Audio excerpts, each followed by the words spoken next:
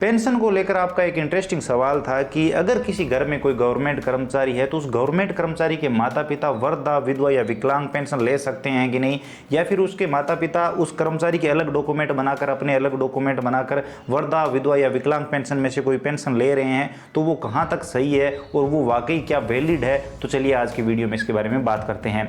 सबसे पहले यहाँ पर मैं आपको बता दूं, पेंशन का जो क्राइटेरिया है वो मुख्य इनकम पर निर्भर है, आय पर निर्भर है। पेंशन में जो आय निर्धारित की गई है वो है 48,000 रुपये वार्षिक।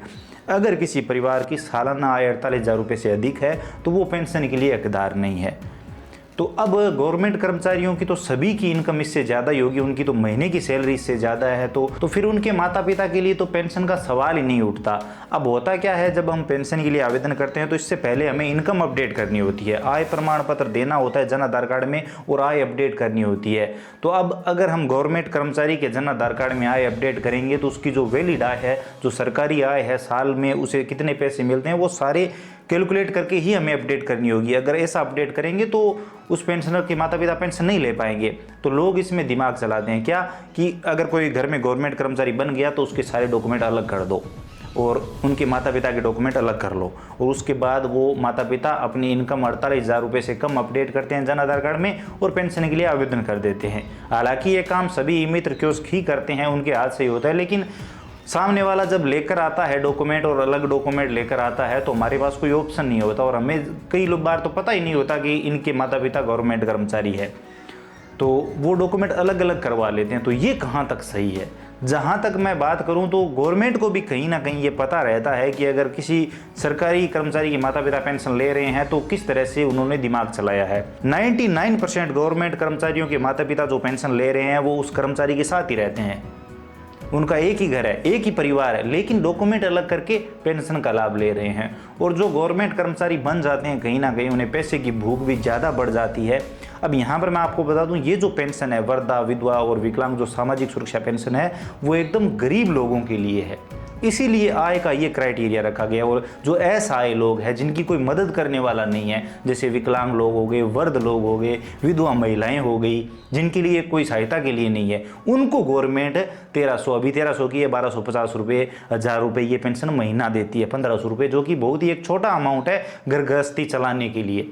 लेकिन गवर्नमेंट कर्मचारियों को तो ये भी चाहिए, उनके माता पिता को तो ये भी चाहिए।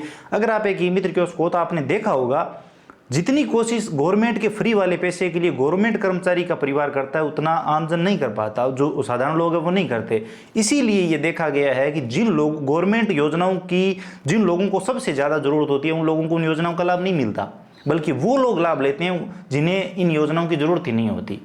आप मेरी बात से रिलेट कर पाए होंगे, अगर आप एक ई मित्र कियोस्क है तो आप अपने दैनिक जीवन में ये सब चीज़ें देखते होंगे, बताइए कमेंट सेक्शन में। अब यहाँ पर बात करें कि क्या वाकई ये चीज़ सही है, तो मैं यहाँ पर बता दूं ये चीज़ बिल्कुल गलत है। अगर आप एक ई मित्र कियोस्क हो और अगर आपको पता रहता है कि ये उस गवर्नमेंट कर्मचारी के माता पिता है और फिर भी अगर आप पेंशन के लिए आवेदन कर रहे हो तो वो बिल्कुल गलत है।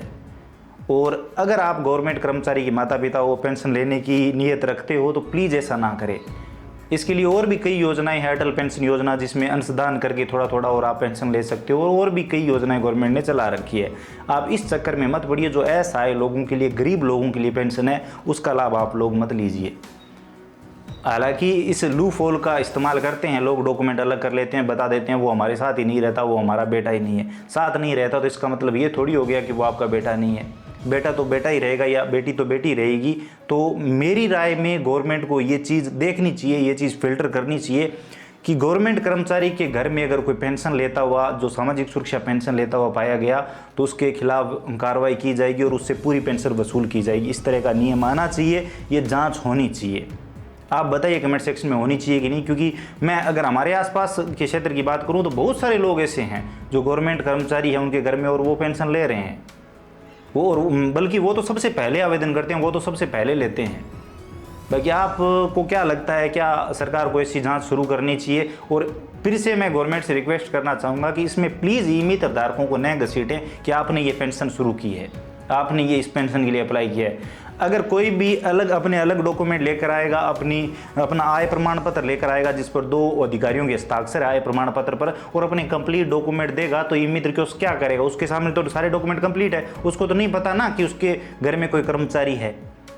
और अगर कर्मचारी है भी तो उसके पास वैलिड प्रूफ है, सारे डॉक्यूमेंट है कि हाँ वो पेंशन के लिए हकदार है, उस पर ग्राम विकास अधिकारी की रिपोर्ट है, पटवारी की रिपोर्ट है, उस पर सरपंच की रिपोर्ट है, कोई फर्स्ट ग्रेड की रिपोर्ट है, और उसके बाद तहसील लेवल पर वो डॉक्यूमेंट जाते हैं, वहाँ पर सारा काम होता है और पेंशन शुरू हो जाती है। क्योंकि गवर्नमेंट कर्मचारियों के पहचान वाले भी तो ज़्यादा है, उनके लिए वो रिपोर्ट कर देते हैं। तो मेरे हिसाब से गवर्नमेंट कर्मचारियों के लिए ये नियम होना चाहिए कि उनके घर में कोई भी पेंशन ना ले, चाहे वो अपने परिवार से अलग ही क्यों ना रहे। क्योंकि जहाँ तक मैं समझता हूँ, अगर किसी घर में गवर्नमेंट कर्मचारी है और वो अपने माता पिता से अलग भी रहता है तो वो कम से कम महीने के इतने पैसे तो उन्हें दे सकता है, पेंशन के जितने। तो आपको क्या लगता है? आप अपनी राय कमेंट सेक्शन में जरूर दीजिए। किसी का हक मारना कहाँ तक सही है और ये कब तक चलेगा? बताइए कमेंट सेक्शन में, क्या मैं सही कह रहा हूँ या मैं सही कह रहा हूँ। अगर आपको वीडियो इन्फॉर्मेटिव लगा है तो लाइक कर सकते हो, अपने दोस्तों के साथ शेयर कर सकते हो। चैनल पर नए हो तो सब्सक्राइब करके बेल आइकन प्रेस कर लीजिए ताकि आने वाले सभी वीडियो और नई नई अपडेट आप सबसे पहले देख पाएं। इसके अलावा अगर आपके मन में कोई भी सवाल सुझाव है, आप और कुछ भी जानना चाहते हो, बताना चाहते हो, तो बताइए कमेंट सेक्शन में, हम जरूर बात करेंगे। चलिए मिलते हैं अगली वीडियो में नई अपडेट के साथ।